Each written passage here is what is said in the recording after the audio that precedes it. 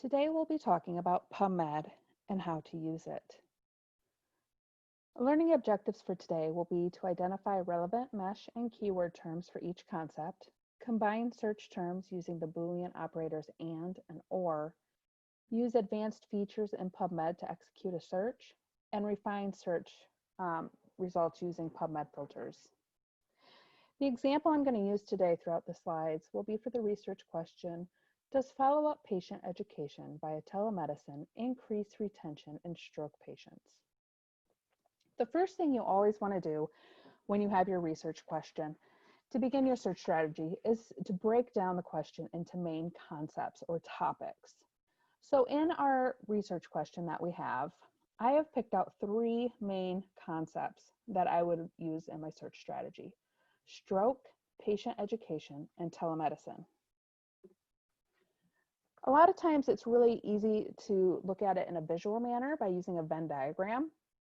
So basically when we have all 3 of these concepts together, that little rounded triangle in the middle are the results that will get captured by the end of our strategy. So what is Pubmed? Pubmed is a free database and it's produced by the National Library of Medicine. It has over 30 million citations in the fields of biomedicine and health.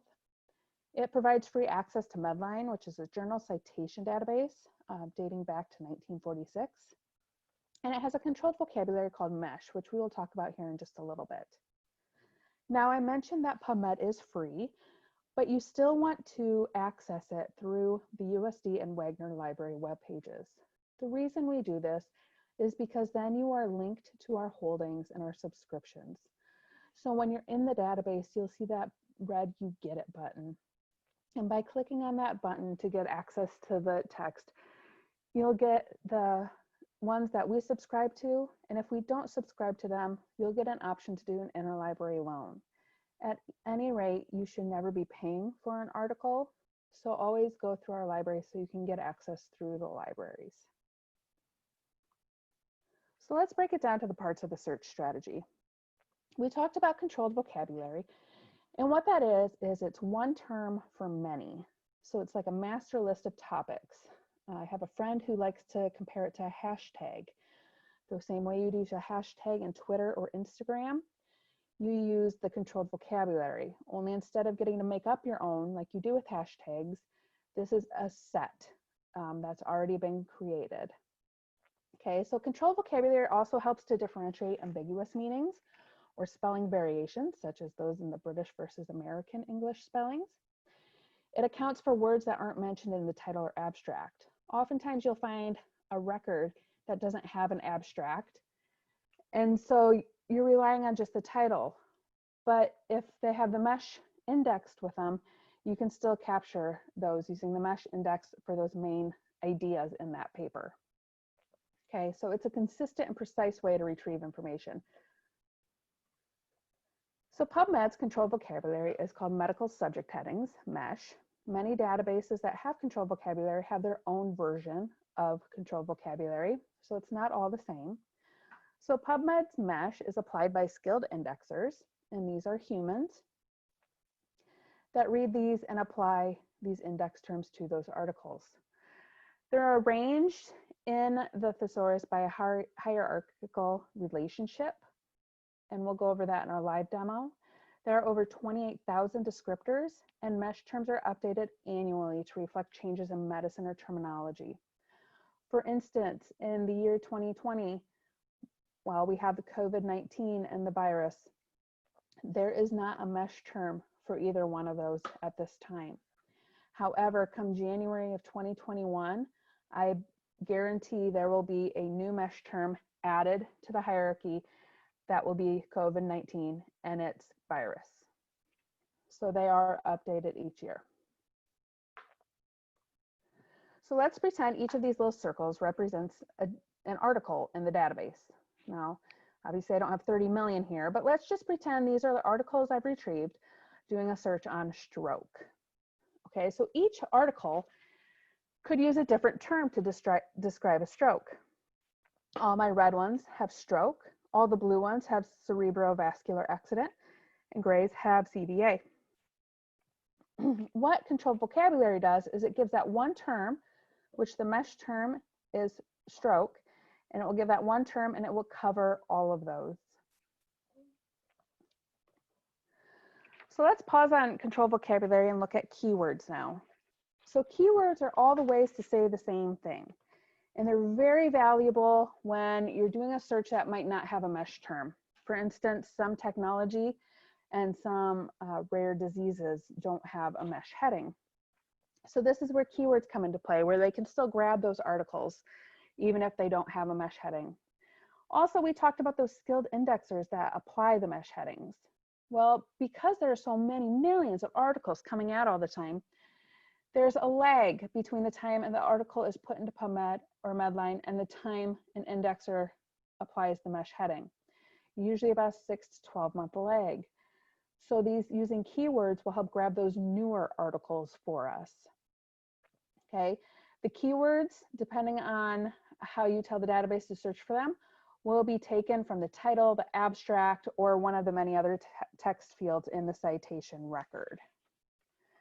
Keywords also account for synonyms, acronyms, professional lingo, the British spellings of words, and English spellings of words, etc. Some popular keywords, I put in some ideas here. For instance, if you're doing a search on hospitals and you don't care that it's, you're not looking for just a rural hospital, you're looking for all hospitals in general. If you use the keyword hospital, you will capture rural hospital, county hospital, surgical hospital, etc. If the term has that hospital as part of it, it will be captured just by using hospital. So you don't have to list out all of those hospitals as part of your keywords. Other keyword examples would be that British spelling or terms like we talked about. So in professional fields like the pediatric and orthopedic, they put an extra A in their terms. They also like the U's. So in words like behavior and color, don't forget to also put the British spelling of those words. The operating room, at times they call the operating theater. You'll see I have theater spelled in the British spelling. But you could have an expat that's over there studying who still spells things in the American English spelling. So we would also want to put operating theater with the TER ending. Likewise, they call units wards. So if we're talking about the ICU or the maternity unit, we would also want to say intensive care ward or maternity ward. Don't forget those alternate spellings. Oftentimes in English, we have these words that we can also split apart to make two words. For instance, healthcare or outpatient. Also remember, a lot of people who might be writing papers in English, English might not be their first language. So think about how they could separate a word as well. When you're doing drugs, always remember to do the generic name and the brand name. And don't forget any other alter names that it might have, such as our acetaminophen, Tylenol, and paracetamol. When you're using acronyms, be very careful about what the acronym is or what it might spell. Acronyms like ECMO, ICU, ACL, CHF, those are pretty standard acronyms for those places and things. So I think we would be comfortable enough using those as our acronyms. But if we start doing a paper on like the WHO or operating rooms and we try and narrow that down to an OR and WHO, well, WHO is another word for who. And so we're also going to get every article that says who in it. And OR capitalized like that is a Boolean operator. So it could really change your search strategy with the database thinking that is a Boolean instead of a term to be searched. So be careful for things like that. All right, so in best practice would be to be using all those keywords plus the controlled vocabulary together and putting them together as a team for your search strategy concepts.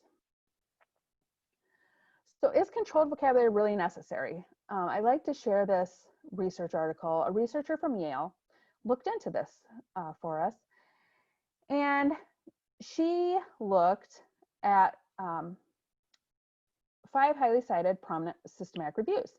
And almost 2/3 of the papers the author thought important to include in the systematic review would have been missed by not using that controlled vocabulary in their strategy.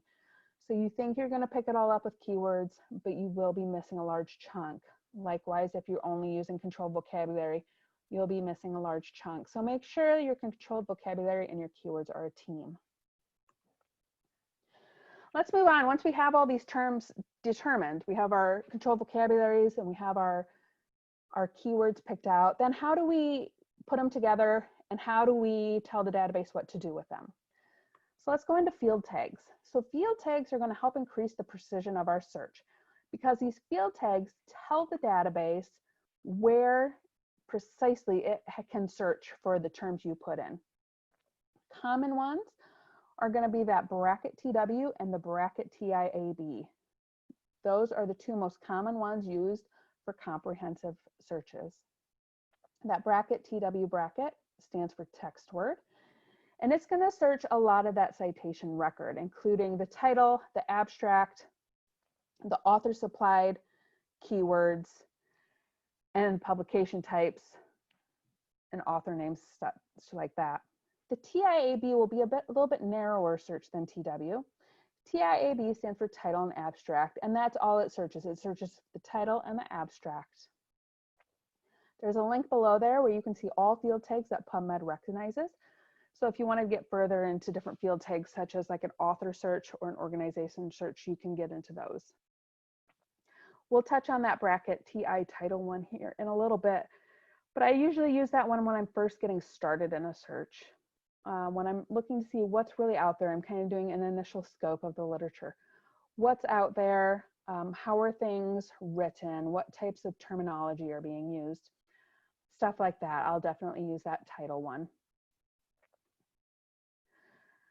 So using field tags will help you tell the database where to search, but it also turns off what's called automatic term mapping. And automatic term mapping is something PubMed does when it's trying to be helpful. So automatic term mapping is this complex algorithm in the background. So when we just type in a word in the search box, kind of like a Google search, we don't have any field tags or quotation marks or anything around it, it's just a plain word. PubMed will try to take that word and map it out to different MeSH headings or authors or journal names. And it has a precise algorithm that it goes through when searching for that word that you typed in. But sometimes it can get a little out of hand, especially in this new PubMed. They really beefed up the automatic term mapping, and they're allowing for additional mapping to happen. So you're going to get a lot of noise and a lot of different mapping techniques coming back to you. I have a couple options on the right-hand side. For instance, if we just type in nursing into PubMed, we see that it maps to nurses, but it also maps to breastfeeding. So if you're doing a search and you just type in a basic search of nursing in the PICU, you are going to get results that might hit on what are the practices of the nurse or the nurse work in the PICU, but you could also get facts on breastfeeding in the PICU. So you really need to be sure about what you're actually researching, and you always need to check your search details to see how PubMed has tried to help you in the background if you're just doing this basic searching. I have another one there for abdominis plane.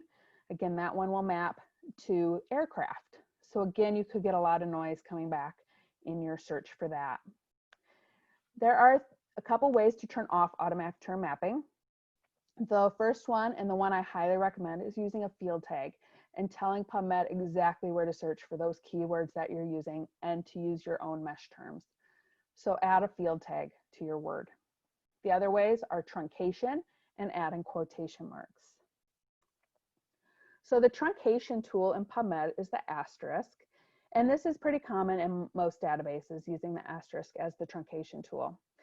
And what the truncation does is you need to pick a point where you can put that asterisk, and then PubMed will take that to understand that it's going to take that first wording that you have. For instance, my example of VACCIN asterisk, PubMed's going to search for that VACCIN, and it's going to search for an unending number of variations of that end spelling. So by putting it in like that, I'm searching vaccine, vaccines, vaccinations, vaccinator, vaccinated, etc. There are a few things with truncation that you do need to know though, before you go further with it. The truncation tool, that asterisk, can only come at the end of a word. So we cannot put that asterisk in the front of vaccine to get unvaccinated. We can only put it at the end of the word. So keep that in mind if you're looking for unvaccinated as well. You'll want to make sure you type that one in. Other thing is you need at least 4 characters before you can add that truncation tool. So if you're looking at mobile app, that APP, you cannot put a truncation after that because Pubmed will not be able to do that search. It needs at least 4 characters. So for something like that, you would have to do app, APP, or apps, or you could do APPL asterisk, and then you'll get application, applications, applicator, etc. So keep that in mind, at least 4 characters. When you're doing phrase searching, most databases will recognize those quotation marks. And when you put words in quotes, it means it has to be searched as a phrase, and they cannot be separated to be searched in multiple parts of the article or the citation record. New Pubmed has now allowed us to use the asterisk within the quotation marks, and a lot of other databases have already allowed that. So instead of having to write iron deficiency or iron deficiencies or iron deficient, we could just do iron deficient with that asterisk, put the quotes around it, and it will search for all 3 of those variations and more. When you are using the asterisk with phrases, keep in mind that asterisk can only come at the end of the last word. So if our other phrase was deficient in iron, deficiency in iron, deficiencies in iron, we could not truncate that deficient again if it's the first word. In that case, which if you're doing a comprehensive review, you would want to add those as keywords, you will have to type those out individually as they are. So now that we have it all, we have our words, we have our field tags, and we kind of have it put it all, now we need to put it all together. So we use these Boolean operators. And the first one we'll go over is and. And is used between search terms to find results that contain both terms. So if we're searching biomaterials and tissue engineering, we'll get the results that come back will have both biomaterials and tissue engineering in that article. Okay, so and is used between different concepts, and it is used to narrow the search. Or gives you more. Or is the one that you want to use between like terms. So those synonyms and acronyms we went over, those will be, you'll want or in between those. So if we're searching biomedicine or biomedical or biomedically, Pubmed can find one of those for us, one or any of those for us. The way I like to think of it is like at a salad bar. So you can pick your greens. So you have kale or spinach or iceberg, and you get a protein, chicken or shrimp or falafel. Okay, so we have our ors between our likes and we combine them, and it will pick whatever we pick from there and put it together at the end. There's one other Boolean operator called not. Not is used when you want to exclude a term, but you need to use much caution with this. I would honestly recommend you not using not. And if you feel there's no other way, or you'd really like to discuss that option, please contact one of the librarians and we'll go over it with you and your search strategy so we can see if it really is the best option for you. Because what it does is it removes a complete term. So if you're doing a search on adults and you don't want children, and so you do adult, not children, Pubmed will exclude any article that says children. But that includes the papers that talk about adults and maybe just briefly mention children or briefly mention it in another way. So we need to make sure we are not using not very often, because we could lose that key literature. So once we have it all together, this is kind of what our Venn diagram will look like now. So we have all of our ors between our like concepts, and the longer bubbles are going to be our ands, and that star in the middle, that's going to be our results that has papers returned to us that have at least one thing from each topic, from each concept. When we write it out, it looks like this. So we see we have our stroke MeSH term here. I always include the MeSH term as one of my keywords. So you'll see I have stroke over here with my field tag TIAB. Remember that stands for title abstract. And I put an asterisk by it so I can get strokes as well as stroke. Okay, I also have CVA, cerebral vascular accident. Again, I have the asterisk to get accident, accidents. And I have the phrase within quotation marks, and I have my field tags. Then I have and in my next concept. You'll see the MeSH here is patient education as topic, not to be confused as patient education that you would actually give to your patient at the end of an encounter with information they need to know. This is stating this MeSH term is attached because we are talking about patient education in this paper. Okay. Also think about, we have patient education. I also put patient's education because then we're getting multiple patients, but we're also getting those terms where they could have an apostrophe S. So think about those two when you're doing your keywords. And then I have my telemedicine. You'll notice in telemedicine, I have telemedic, and I have telemedic as 2 words, telehealth, telehealth as 2 words, mHealth, eHealth, etc. Remember to look through your strategy when you see it all. Make sure you have field tags assigned to every keyword, and your MeSH is exactly as it was in the MeSH database. Make sure your quotations have mates at the end of the word, and make sure your Booleans are all in capital letters. If that is pretty standard in all databases that they need your Booleans in capital letters, must be that way. The other day I did a search and my R and OR was not capitalized, and Pubmed completely changed my search strategy on me. So double check before running it that your Booleans are in caps and your quotation marks all have mates. So saving and documenting, huge step when you're doing stuff, because when you're doing your strategies, you're putting a lot of work into them, and you don't want to have to recreate the wheel every time you go through and do it.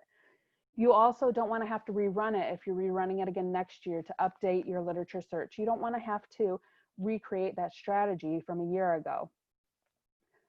Another big thing is that reproducibility, having that stated of what you did so you can forward it on to a colleague or another researcher. So a couple ways to save and document.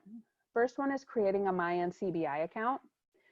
You can do that from the Pubmed homepage. In the top right, you'll see a login button. Go ahead and click on that and sign up for an NCBI account. MyNCBI allows you to set and retain filters. So if you use a lot of the same filters over and over, you might want to just create the strategy and save it as a filter.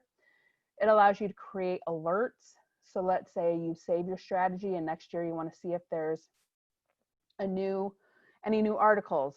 It will show you the last time you ran it and how many new articles could be captured. If you set up an alert, it will give you an email alert of when new literature is captured by that strategy. Okay, it allows you to create topical collections. And as you start to author papers, you can also save them in the My Bibliography section. So once you log in, you'll get this option.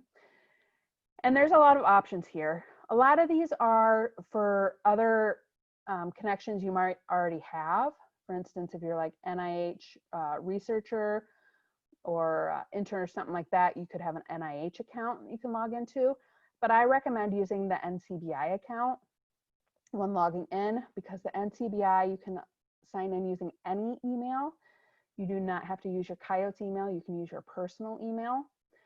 So you can do that. So then as you change institutions, you always have access to this. And if you forget your password, you can still get into that email to recover that password. Once you're in there with the NCBI account, you can use the same login and to get into multiple databases with NCBI, and even set up preferences within those databases as well, like Gene and ClinVar. So once you are logged in, you can go up and click on your username and then click on dashboard. And this is what your MyNCBI will look like. You have your saved searches, your collections, your recent activity, which saves longer than the advanced search does. So that's really a nice feature as well. And any filters you have. The other thing is to always document. I always save my strategies in a Word document. Copy and save the strategy. I always name the strategy of what database I searched it in, the last date I searched it, how many results I retrieved, if I added any filters. So that way, if I send that strategy to a colleague, I know that they're going to get this, be able to reproduce it exactly how I got it, because they'll know I used the English filter, or they know that I used an adult filter, stuff like that. Plus, saving it in a Word document, it's easier to edit in that Word document. And then you can always copy and paste it back into the database. So always save your work in a Word document. The other thing too is, as you're creating in databases that are on like the EBSCO platform, those databases time out really fast. So if you've been working on a strategy really long and then you go take a little break, it's going to time out on you and you'll have lost all your strategy. So always paste it into a Word document and keep that Word document up to date. The other thing I always have on my Word document is a parking lot. So this is a place where I kind of pin ideas of additional terms I want to try once I have the main thing, to see, do they add anything to my strategy? Do they add anything to my results? Terms that I've already removed because I didn't like they weren't adding anything beneficial. So instead of trying terms over and over and over because I forgot I already had, I keep a list of, hey, I already tried these and they didn't return relevant results. I also keep a list of what other databases I want to search, because you should always search more than one database when you're doing a literature search. And I'll do other notes of stuff I may have already tried or thought of, or stuff my colleagues may have come up with or given me for ideas. So I always have that little parking lot on my paper too. All right, so I'm going to move into a live demo now in Pubmed. And our research question is going to be, is there a correlation between provider education on opioids and the occurrence rate of patient readmission in the emergency department? Now, when I was practicing this question, I was able to break it down into 4 concepts: provider education, opioids, readmission, and emergency department. However, when I put all those 4 concepts together, remember that's really limiting because it has to find something from 4 different ideas, I only got 1 paper returned. So when I removed opioids and just did the other 3 concepts, I only got 2 papers returned. So in stuff like this, because you guys are doing research as well, and you have the information that you're going to retrieve and analyze and put together, and the literature you're finding is basically going to back that finding, back your conclusion, your introduction, and stuff like that. So I think we can broaden this search a lot more and still find some information that the student will be able to use in their paper to help back up their information finding. So what I did is I broke it down into 2 concepts. We're going to be doing provider education and readmission.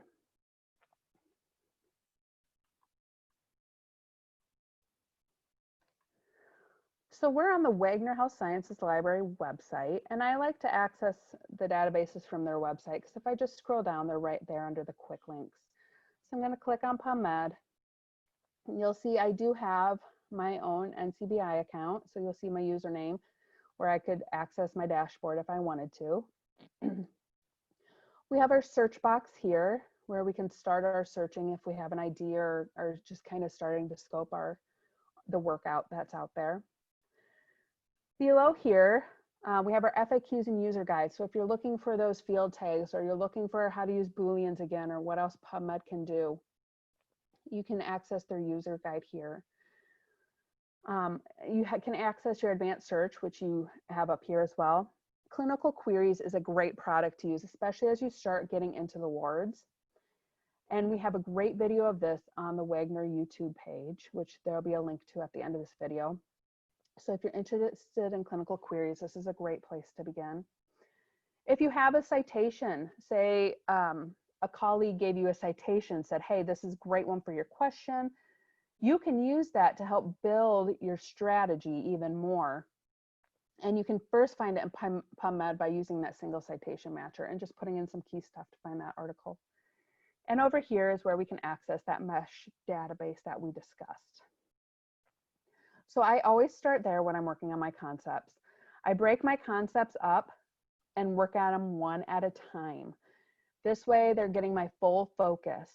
If I'm trying to think of completely different things at the same time, I'm going to miss something vital. And so I like to focus on one concept and give it my full energy to make sure I'm getting all the keywords I need and finding all those MeSH terms that I need to find. So the first term I'm going to look up for is readmission. So when I click on it, I see it will map me to patient readmission and patient admission. So obviously I'm just looking for readmission in this time. I'm going to click on that. Below I see kind of a definition. This is called the scope note. And this is what those indexers use to determine if what they're reading falls under this category to get indexed with this term. It's also a good way for you to know if their definition of this lines up with your definition of how you want to use it in your research. We also see the year introduced. Always take a quick look at that. This one goes back to 1978, so I think we're going to have great results and definitely capture what we need to capture in our timeline. There's other terms though that were recently added. For instance, if the year introduced was 2018, those terms are not typically retroactively added to previous ones. So again, that's where your keywords are going to come into play, or previous indexing, which you can always find here.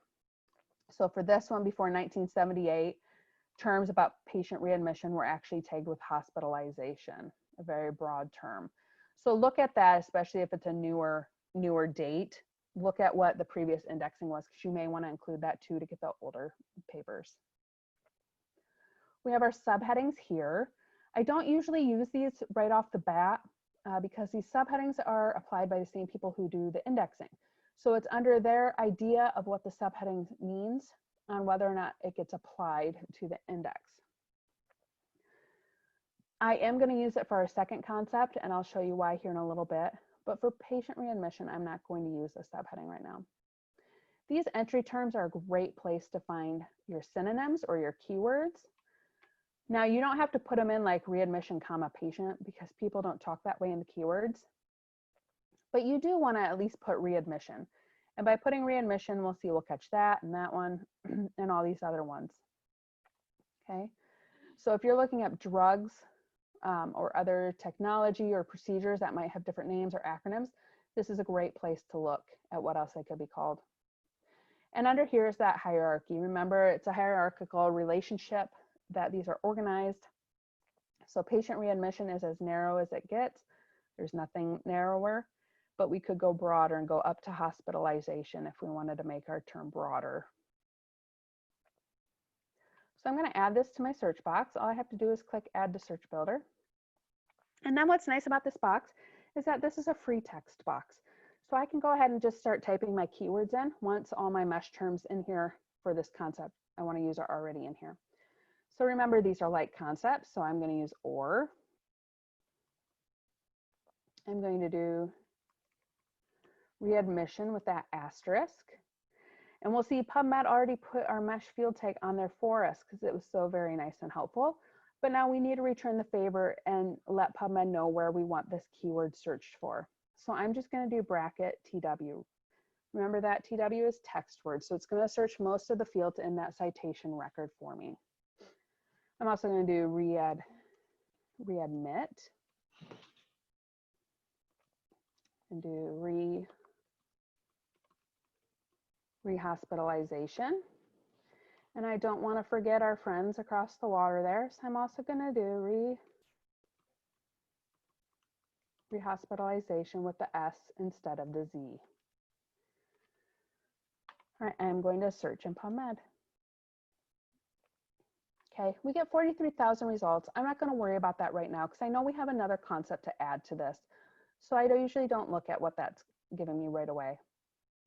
Pubmed is going to remember this search for me in the search history for the next 8 hours. So I'm going to clear that out and I'm going to go back into MeSH database. In new Pubmed, the only way to get back there is to go back to your home page and back to that MeSH database. Now I'm going to look up that provider education. We see MeSH can't map that to anything because there is no term for provider education. So this is when we need to start thinking of other ways we could write this. One way would be to look up a type of provider. So I'm going to look up physicians. We see physicians has a MeSH term. At this point, I am going to use one of our subheadings. I'm going to use the education subheading. Okay, and I'm going to add that to that physicians to help narrow myself down a little bit more. While I'm on this one, I want to go down and show you, see how physicians can narrow down even further. So by looking at physicians, we're actually looking at all types of physicians with education. If I didn't want to include these, I could just go up here, click that box that says do not include MeSH terms found below this hierarchy if I just wanted physicians. But I do know that this search is going to be rather small anyway, so I'm not going to reduce that.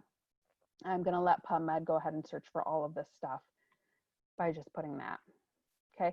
I also want to broaden it a little bit. So from physicians, I'm going to go up one to health personnel. And I'm also going to add health personnel with the subheading education. So I'm going to go to or. I'm going to add that to my search builder because I'm going to use them as synonyms. Go below, we'll see that that health personnel is going to include allied health, anatomists, case managers, etc. We could go even further if we wanted to by doing healthcare team and education.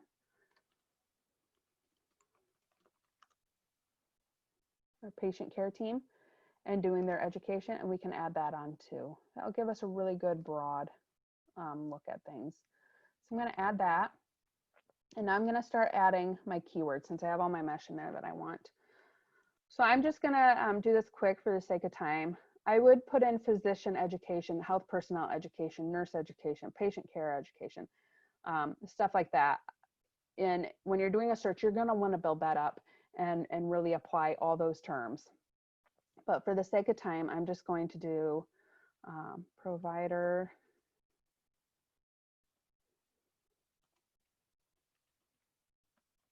so then we're getting educate, education, educates, educated, etc.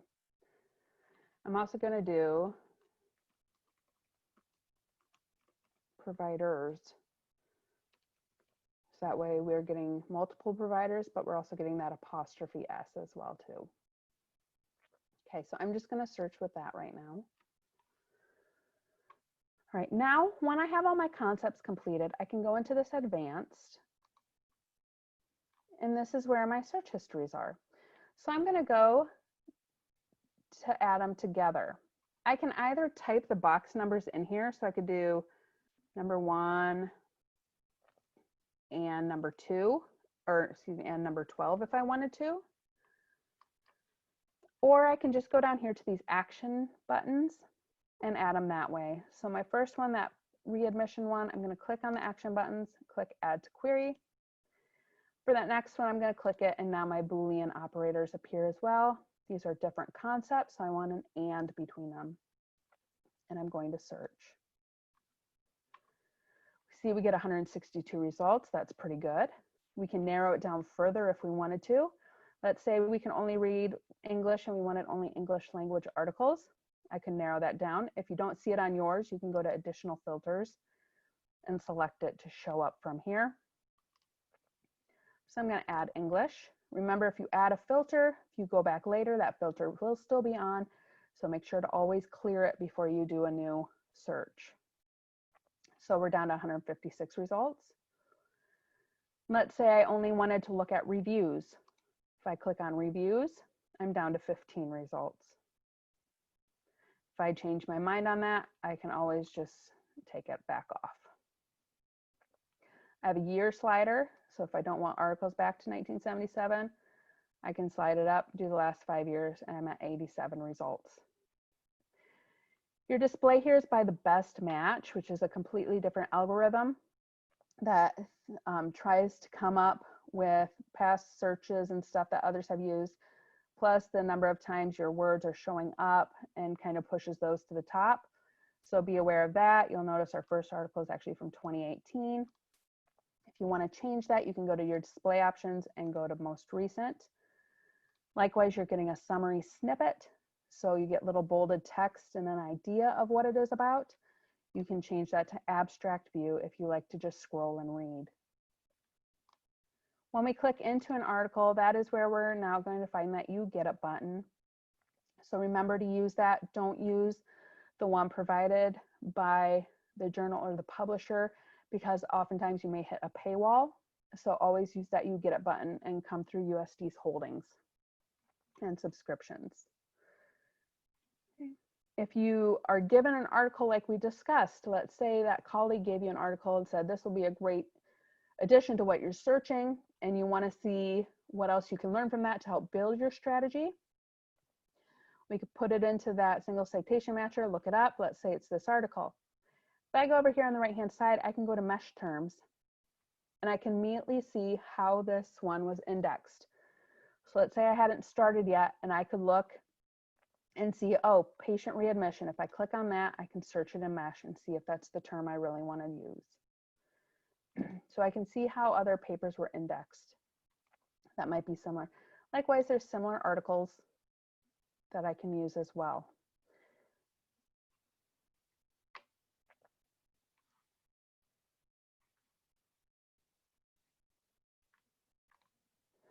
Now, I did mention maybe doing a search when you're just getting started with that bracket TI for that title. And that's something we can do to just see how many papers there might be using a specific term. It might be a way to search using that truncation. You know, are we truncating in the right spot to get what we really want? Or is this going to get really crazy in how it truncates and what it's finding for me? So if we're looking at things like that, we can go ahead and look up here. For instance, if I do that and I do that bracket TI, so it's only going to search for that MEDI asterisk in the title only. I can search and I see it's going to capture the term Mediterranean, medical, mediated, medications, a whole lot more. So a lot of words that might not medicinal, a lot of words that might not even correspond with each other, Medicare, Medicaid. So that might not, after that that might not be the best place to truncate if you're looking for, let's say, that Mediterranean.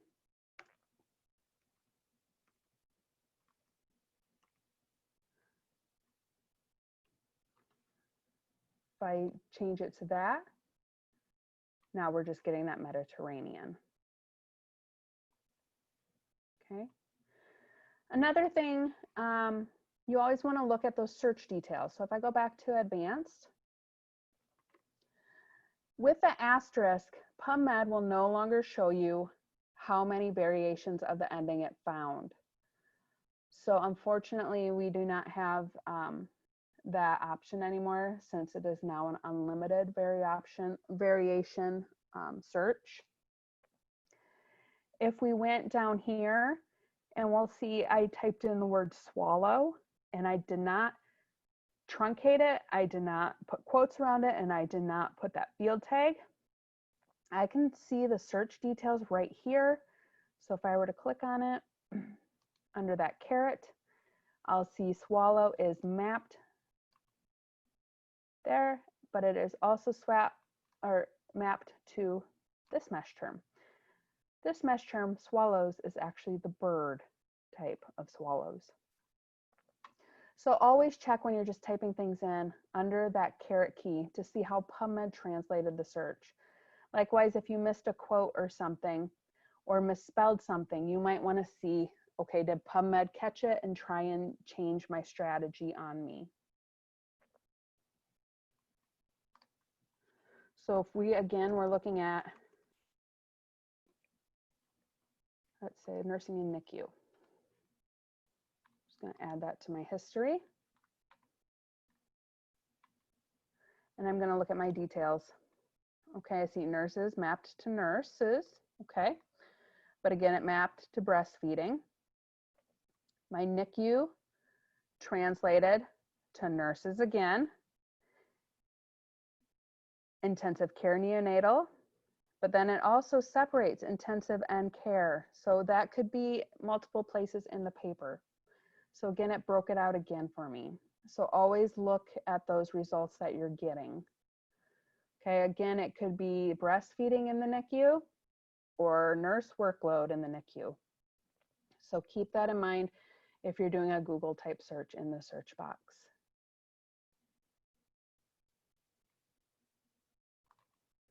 I want to remind you that when you are done kind of working in Pubmed, we do have 2 other videos we would like you to watch, and they are in the Wagner YouTube page, which that long link at the bottom will send you there.